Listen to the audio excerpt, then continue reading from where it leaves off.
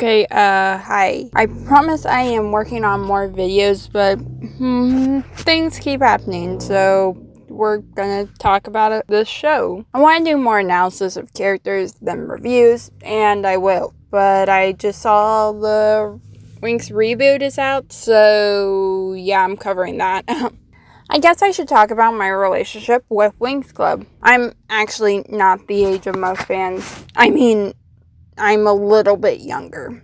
I was watching the show by recording it on Teen Nick, which, if you don't know what it is or what it was, wait, is it still around? Oh, it is! Cool. Anyway, Nick would use reruns and maybe a teen drama to get like those early stage nostalgia teenagers to watch the show. Anyway, I loved fairies as a kid. Blame Barbie for that one, so I watched the show. Every once in a while I would start to rewatch the show again sometime this year. I've gotten to like season 3 at this point and rewatching, so I know enough about the characters to compare them. I actually heard of the live action shows for a couple of years and I was excited about it. I do love teen dramas, like I know the writing's bad and everything, but I don't have high standards, and this seemed like it was going to be more of that. Winx in general already handled chill teenagers, and I like Chilling Adventures of Sabrina, so yeah.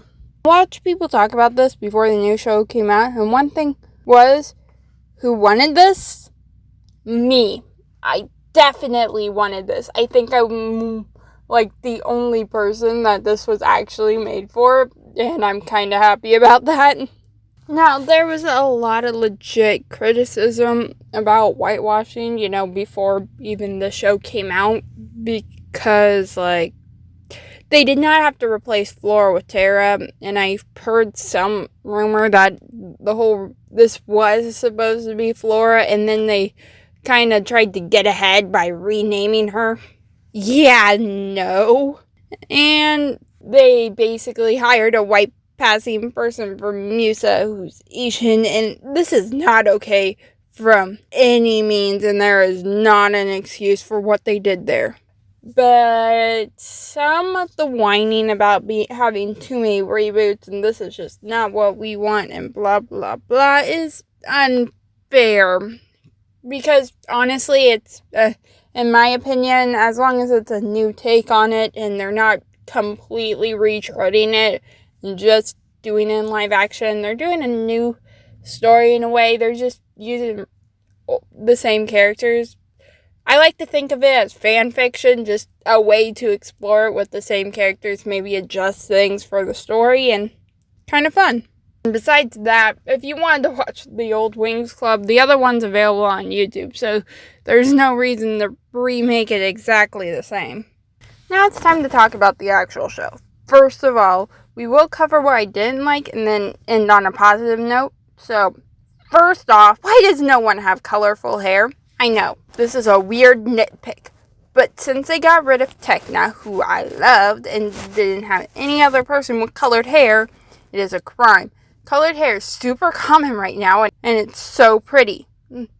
Like, in my school, I have a class where there's just a row of people with colorful hair. Before I knew Tekna was gone, I was legit happy to see what they were going to go with their hair, and there is no pretty colors. They're all just plain. Okay, this is not an actual criticism, but it bothered me. Now to my criticisms. What are they doing with Aisha?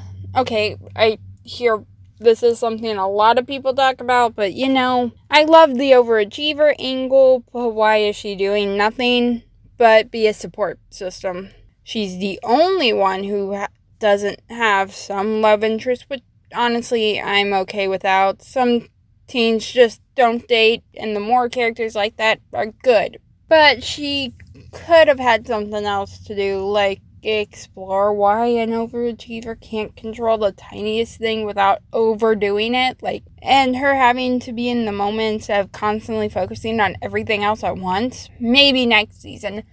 But with this, and basically making her the only person of color in the main cast. It's kind of weird.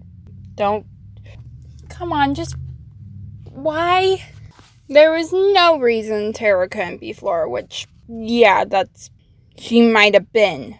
Having the quiet mom figure be a talkative mom figure would be a change, but not much considering how much they changed the other characters. Plus, then Sam could have been Flora's little sister that was in the show, just aged up, and then we could have had be bisexual. And I want a canon LGBT relationship in the main cast because I know we have a canon bisexual gay, but I have a feeling that guy who I forgot his name and not looking up, I have a feeling he will die. I mean, he is siding with the villain. It is not a character from the original series. Is black and gay. I swear, it is just a matter of time before they kill him off. And that would be really bad. Oh God, that would be so bad. But I have a feeling they'll do it.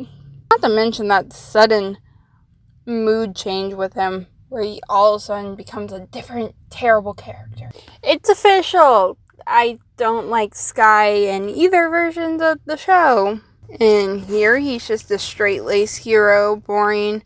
Oh, but tragic backstory. I think I hate him more just for being nothing. It was the same problem with the original Sky.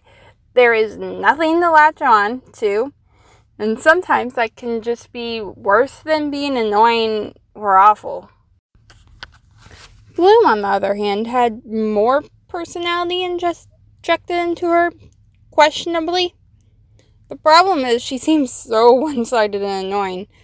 I thought they were going to do something similar to Season 2 of the original Winx, where Bloom was groomed away from her friends and became Dark Bloom by a super bad teacher. They might still try that later, but for now it seems like she's just being selfish for no reason, writing-wise. I mean, there's always reasons for being selfish in the real world. Leads me to the question why anyone is helping her. I mean, they kind of covered that Aisha just kind of wants to form a strong bond with someone and then chose Bloom, which, again, they could have used that for actual character development, but it really doesn't seem like a strong friend group because I feel like about half of the characters don't interact with each other. I think that's the problem with trying to take an ensemble cast show and put it into a teen drama, which are more likely to have main characters. I mean, you can make a good ensemble cast. Legacy is the spinoff of the Vampire Diaries, or the originals. You get what I'm saying. They have a good ensemble cast, but they really didn't do that. They focused mostly on Bloom, so it had everyone else really cut down. And everyone is so snotty to each other, too. And then, poof, we are all of a sudden best friends and helping each other out, even though it seems like we hate each other. Okay, I think we got all my criticism out of the way. So let's talk about what's good, because I actually did kind of end up liking this show. I know a lot of people don't, but again, don't have that high of standards. I didn't think I was going to like Musa as an empath, but it was really interesting to see how she handles crowds and the way she removes herself from time to time. And it's a good interpretation of Musa from the original being the sassier, off-putting, tragic backstory teen. I would hope next season they actually explore her trauma instead of leaving it as a big twist. Oh my god! And because when they explored it in the show, in the Winx Club show, it was one of the best episodes. So okay, I kind of like Riven as a druggy slacker instead of the brooding bad boy turned good, and he's just.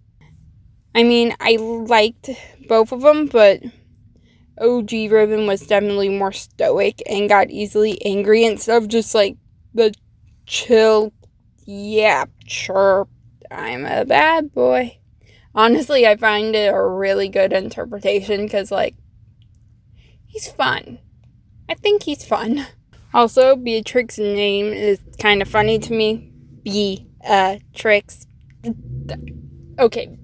Yeah, it's stupid, but it's the fun kind of stupid, okay?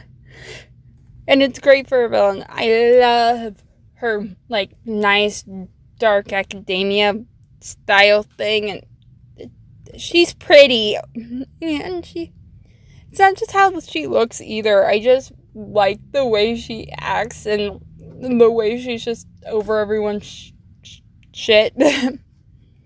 And she just manipulated everyone, sort of. It was just fun. I mean, people who were manipulated by her was stupid, but I don't blame that on her. I wish her motivations and her actual thought process was more explored, but maybe a season 2 thing? Wait and see. Besides it being absolutely pointless for not calling her Flora, I like Tara. I love the sweet girl with a dark side trope. That this is close enough for that for me. Even though she's not actually really has a dark side, she just stands up for herself, and that's great. And it's a bad thing to say overly sweet people can't be strong, and I just like that she's strong. It's cool. Also, I like her arc of just learning how to stand up for herself in certain situations, like, and coming to terms with her dad and her dad not being perfect when her dad has just constantly been around her and she looks up to him. I liked her. I like that. Because all kids have to learn at a point that their parents aren't perfect, and that's kind of cool. I wish they would explore it more, but as most of this stuff, season 2, I actually think the differences they made to the world is pretty interesting, and I would love to see what they did do with it later. And I like it so far. It's one of those things that is cool, but I don't have a strong opinion on, so just thought to mention it. Now, Stella. Honestly, I know people kind of had mixed feelings on how she turned out because she turned into an alpha bitch, but I just don't care. I honestly didn't love Stella from the original show, and half the time she was just annoying to me, which is why I loved it when Misa asked her. But I get how she has fans, like a lot. And her turning her into a low-key bitch didn't bother me. That pompous, it's just the teen drama's version of a upper class. So, it didn't surprise me that they turned her into that. Kind of just a teen drama trope. I get it if you hate it, but I'm indifferent.